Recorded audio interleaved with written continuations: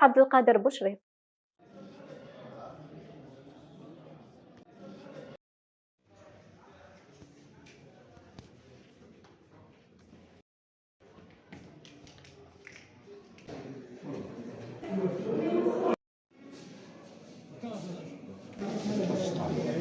عندك أمراض دموية محتاجة. صدري كتير في البطاطا ما نديريش.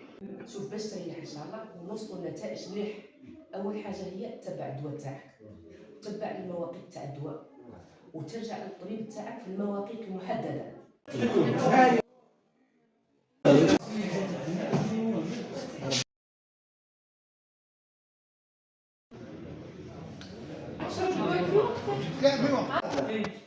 شحال دارت البرا؟